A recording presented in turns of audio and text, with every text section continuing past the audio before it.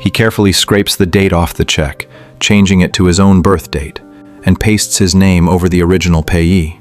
Then, he takes a model airplane he soaked in water earlier, peels the airline logo off the tail, and sticks it onto the modified check. Finally, he places the check inside a heavy book and slams it shut to press it flat, creating a slightly rough but finished forged payroll check. For anyone else, trying to cash this check would be impossible. But for Frank, it is as easy as drinking a glass of water. This is because he not only possesses a handsome face, but also has the ability to distinguish exactly which people are the easiest to fool. After some careful observation, he locks his sights on a beautiful female teller. Just like that, Frank successfully cashes the check and is even invited behind the counter for a tour, marking the moment his life begins to transform. With money in hand, he heads to a suit shop to commission a custom suit, buys a sports car, and instantly transforms into a wealthy, dashing secret agent type. That night at a hotel, Frank relies on this outfit to successfully get picked up by a beautiful woman who approaches him. She sees at a glance that Frank is a man of means, so the moment they enter the room, she cuts straight to the chase. However, she pauses after a moment and asks Frank how much he is willing to spend.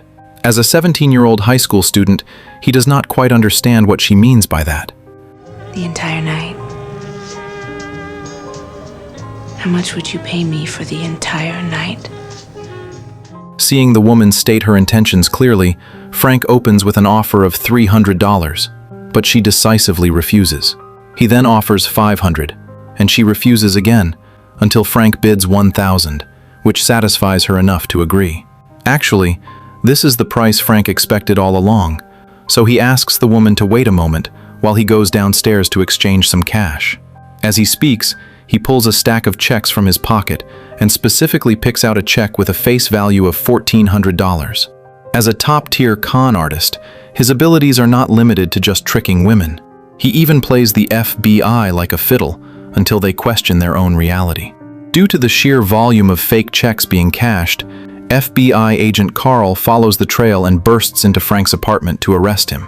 Unexpectedly, Frank walks out of the bathroom with a look of total calm and starts explaining the features of the printer to Carl without skipping a beat.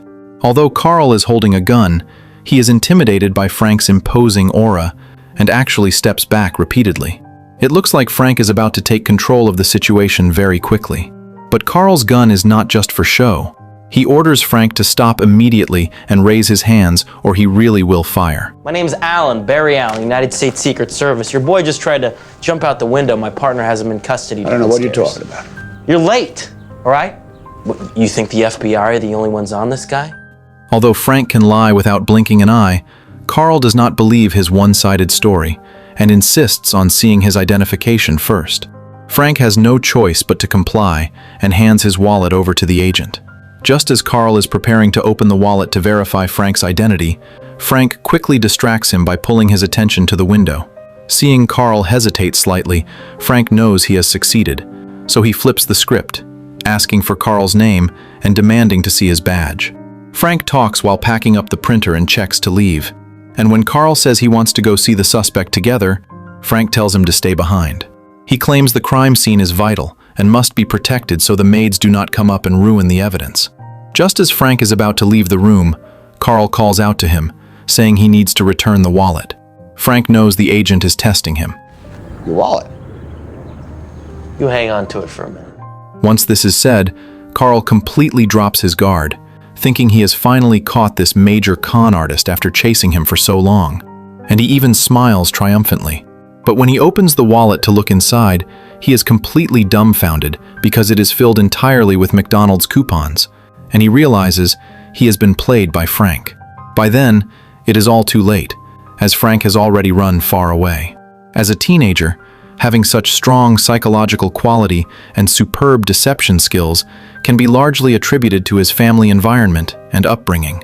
Frank has lived in a wealthy family since childhood, where his parents share a deep affection and the family lives a life that appears incredibly happy to outsiders.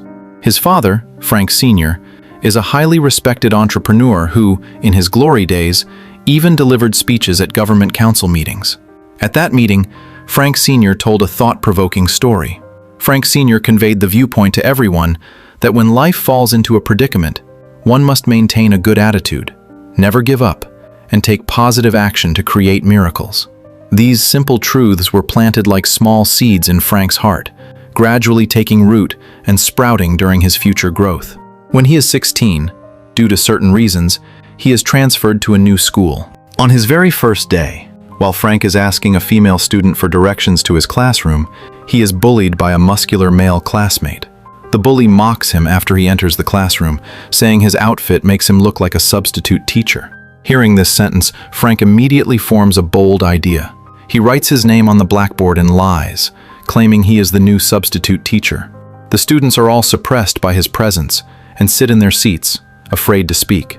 Next, Frank begins teaching in a serious manner and even drags the classmate who bullied him up to the podium to read an essay in front of everyone. A short while later, the real teacher walks into the classroom and asks Frank if there has been a mistake. Whether it is Frank's appearance or his demeanor, the real teacher does not suspect a thing and actually believes the school notification was wrong, thinking she made a wasted trip. Just like that, Frank successfully impersonates a French teacher, and by the time the school discovers it, he has already taught classes for a week. The principal calls his parents to the school, explaining that during this week, Frank not only disguised himself as a teacher to give lectures and assign homework, but also held a parent-teacher conference. He even sent the student who bullied him earlier to a bakery for an internship. While Frank is waiting outside the principal's office for his punishment, a female classmate approaches with a sick note from her mother, preparing to ask for leave. Frank sees through it with one glance, recognizing that the sick note is a forgery. When your mom hands you a note to miss school, the first thing you do is you fold it and you put it in your pocket. If it's real, where's the crease? In this way, Frank helps that female classmate successfully get her leave, but he is not so lucky himself, as his mother walks out of the office and tells Frank he has been expelled. Regarding this result, his mother looks somewhat angry, but his father just smiles. To his father, this is not a big deal because he has money and can simply switch Frank to another school. The key point is that his son has inherited his true talent. However, the good times do not last long, as Frank Sr. is soon investigated by the government for tax evasion, and the company's funding chain snaps.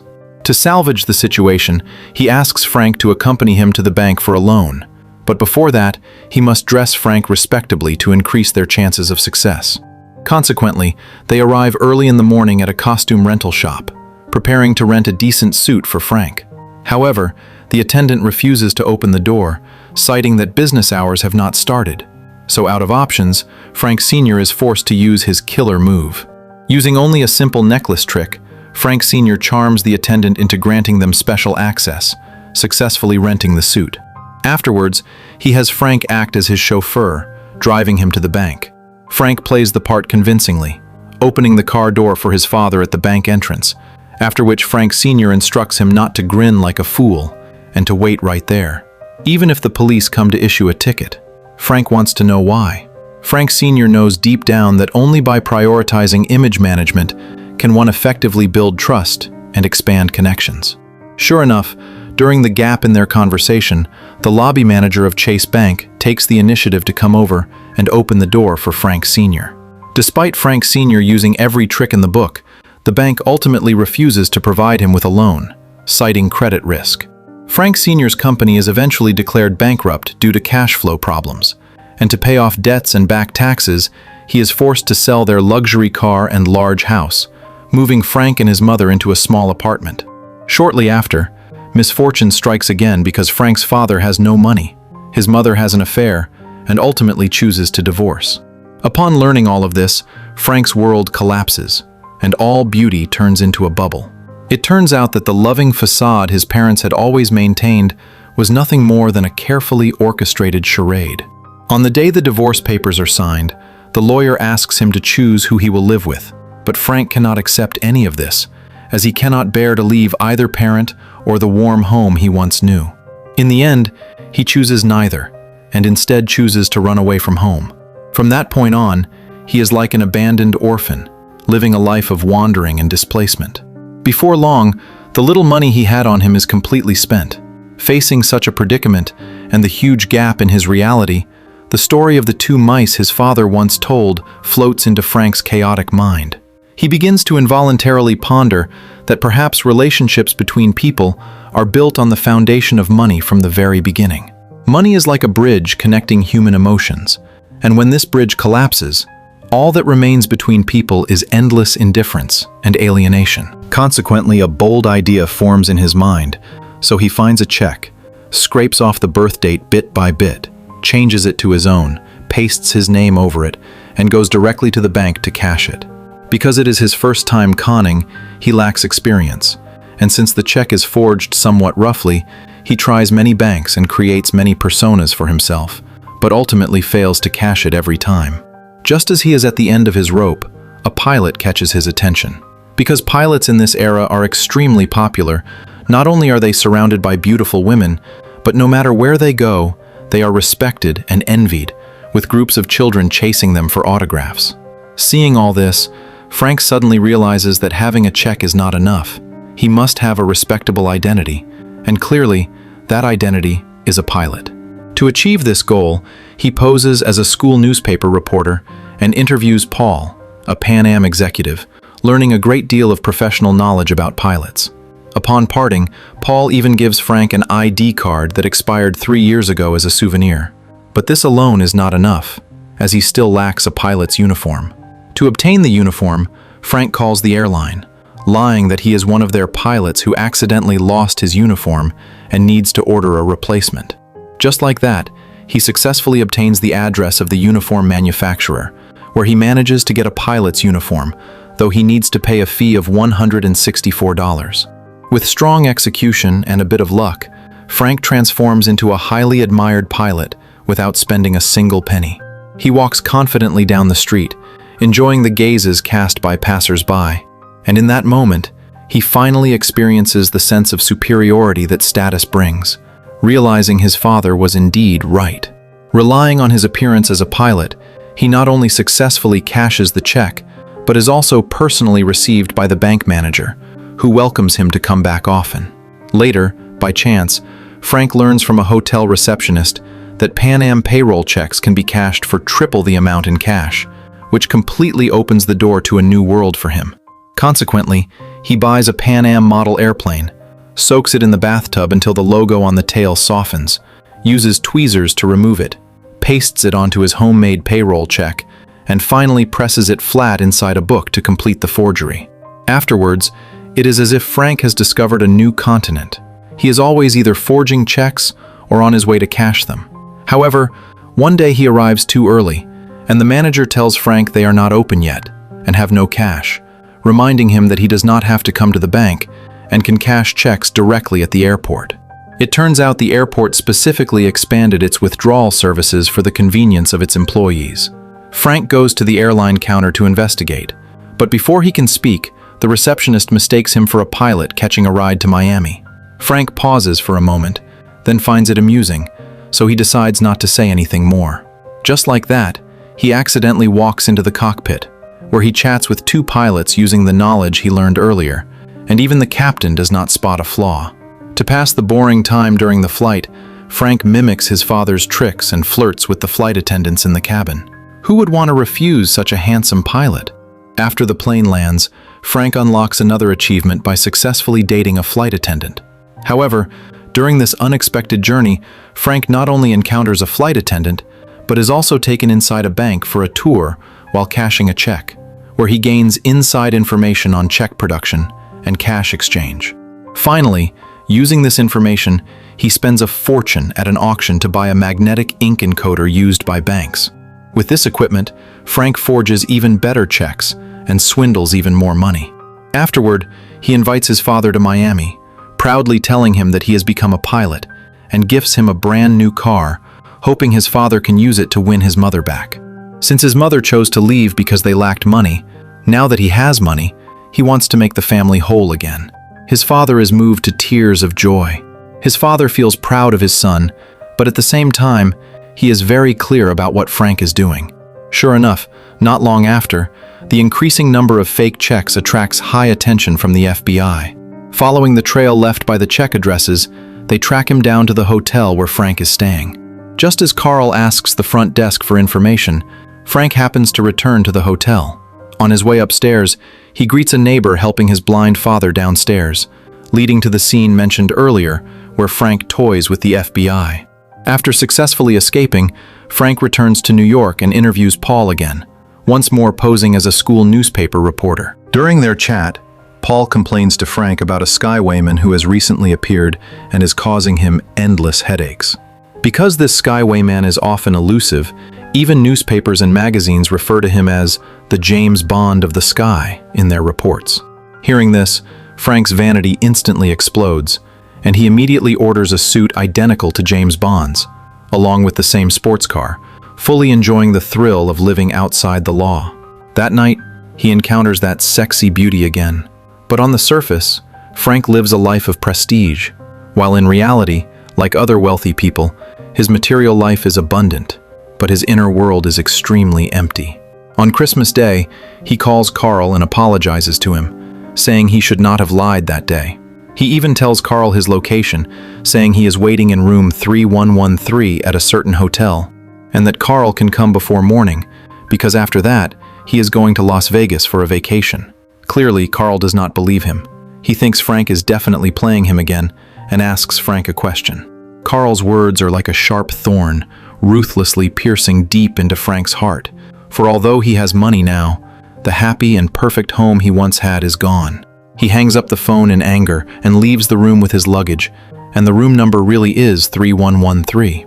Although he told the truth, he can still remain at large, and the FBI has no leads. Until one day, while Carl is organizing materials in a coffee shop, a waiter sees him circling the name Barry Allen and thinks Carl is also a fan of the Flash comics. Carl suddenly realizes that he had been led astray from the start, assuming the mature and capable Frank was an adult in his 30s, but now it seems he is just a child. So, Carl immediately calls the New York Police Department and asks them to investigate all files on runaway teenagers. Coincidentally, Frank's mother filed a missing person report with the police after he ran away from home. Carl follows the lead to find Frank's mother, Paula, and confirms with her that the fraudster they are hunting is indeed Frank. Paula is terrified hearing Carl's words, not knowing what has happened to Frank. Carl tells her that Frank is suspected of forging fake checks. Now, just tell me how much he owes and I'll pay you back. So far, it's about $1.3 million. Hearing this, Paula is unable to recover from the shock for a long time. Meanwhile, Frank has arrived in Georgia and is hosting his own carnival party at a villa. A female companion tells him someone broke their leg in the room, so Frank has to leave halfway to take the injured person to the hospital. It is here that he meets his true love, a girl named Brenda, a newly arrived intern nurse. At the time, she is being scolded by her supervisor for a work mistake. Seeing her pitiful appearance, Frank immediately feels a strong desire to protect her. With his guidance, he quickly helps Brenda walk out of her sadness. The moment he sees Brenda smile, Frank is completely conquered. Because his life of wandering has been too empty, Frank wants to settle down. Since his father and mother can no longer be together, he decides to build a family of his own. After returning, he forges a Harvard Medical School diploma and resume, successfully applying for the position of chief resident pediatrician at that hospital. That night, a boy with a broken leg is sent to the hospital, waiting for Frank to treat him. Frank holds his breath, then uses his authority as a supervisor to ask the other two doctors how to handle it, adopting an attitude of assessing them. Okay. I think we should take an x-ray, then stitch him out and put him in a walker. After speaking, he quickly leaves the scene and runs into the utility room to vomit, because seeing bleeding wounds makes him nauseous. It seems the job of a doctor is not that easy. But fortunately, his relationship with Brenda progresses rapidly, and they soon establish a romantic relationship. That evening, Brenda takes him home to meet her parents.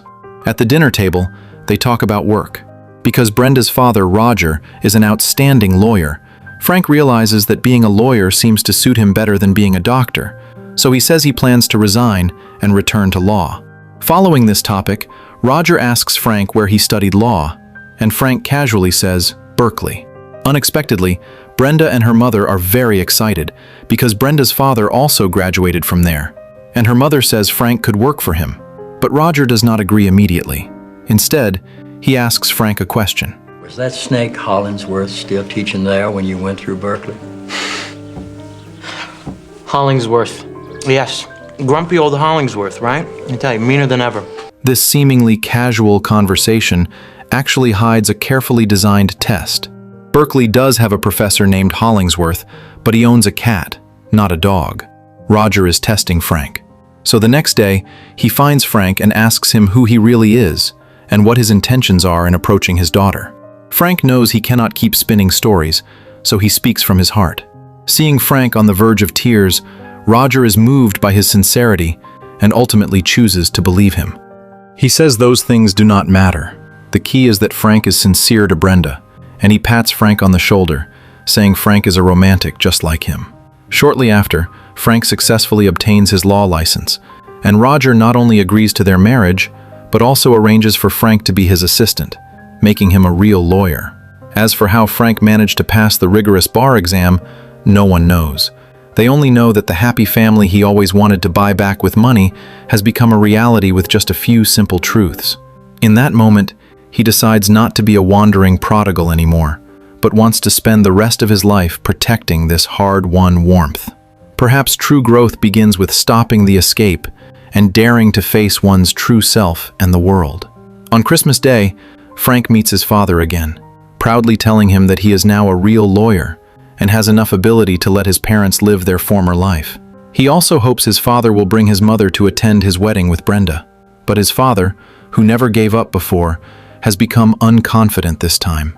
Frank learns that during his time wandering, his mother has remarried, and there is no possibility of them getting back together. Not only that, his father says he has learned of Frank's actions from the FBI, and he is proud of his son. But Frank cannot be happy at this moment. He is shocked into silence by the news of his mother's remarriage.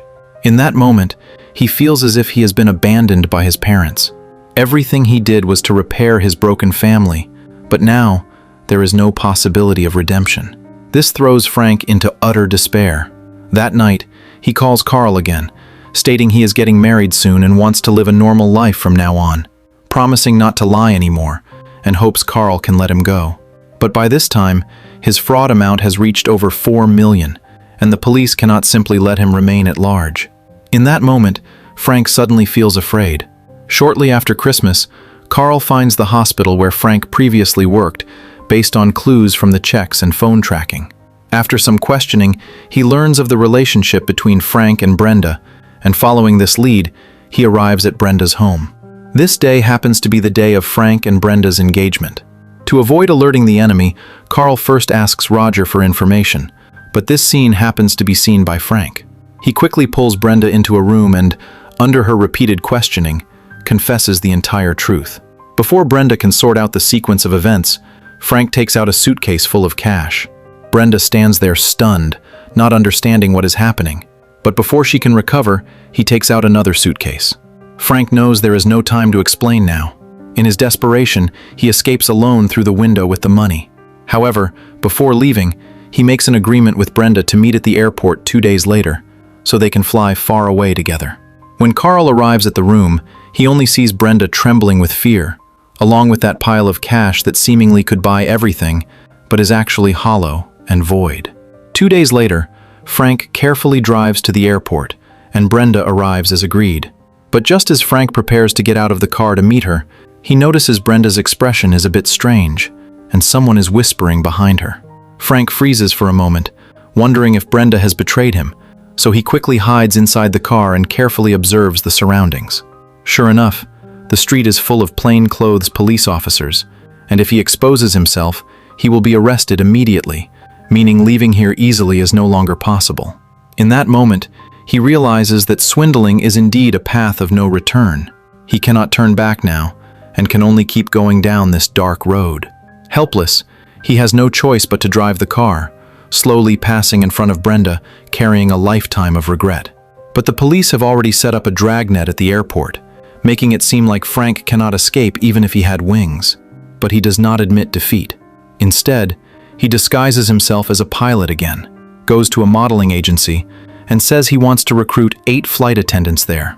Hearing this news, the girls cheer excitedly and eagerly sign up for interviews. After some careful selection, Frank picks the 8 most beautiful girls to follow him as he struts into the airport. Facts prove that this trick works very well. When these 8 girls with fair skin and long legs walk through the crowd, everyone, including the police, is attracted to them. No one notices, and certainly no one imagines that the pilot following behind the girls is the suspect Frank they want to arrest. As for the cunning Carl, he is tricked away by Frank's scheme. Someone calls the police claiming to have seen Frank, but when Carl rushes over with his team, they find it is just a driver. It turns out Frank gave the driver $100 to wait for someone here. Then, the driver takes out a sign from the car with the name of the person he is waiting for written on it, which is Carl. Carl realizes he has been played once again, and by this time, Frank has successfully boarded a plane and fled. 7 months later, Frank starts a vengeful mode of fraud. He travels around various countries non-stop, repeating his old tricks to cash large amounts of money, and during this period, his forged checks become better and better, almost passing for genuine, to the point where even banks can no longer distinguish them. To figure out the truth, Carl takes the checks to an expert for help. After seeing the checks, those experts are full of praise for Frank's craftsmanship, noting that very few people can forge like this and that it requires special equipment, which happens to narrow the search range for Carl. Finally, they arrive at a small town in France, which is Frank's mother's hometown, and the place where his parents first met. On Christmas night, Carl finally sees Frank in an abandoned printing factory. However, unexpectedly, Frank does not feel panicked by this, but instead appears extremely excited. Because every Christmas, he calls Carl to chat about daily life, and over time, Carl has become both his enemy and his friend. So upon meeting, he feels a sense of warmth, like seeing a family member. But Carl warns Frank that there are dozens of French police officers outside, and if he cannot handcuff him within 5 minutes, they will rush in and might shoot him on the spot. Frank is skeptical, but dares not joke with his own life. Ultimately, Frank chooses to believe Carl, puts on the handcuffs, and walks out of the factory with him. But there is not even a shadow of a police officer outside. Just as Frank thinks Carl tricked him, sirens suddenly sound, and a large number of police arrive at the scene. Because it is a transnational manhunt, Frank is taken into custody by them on the spot.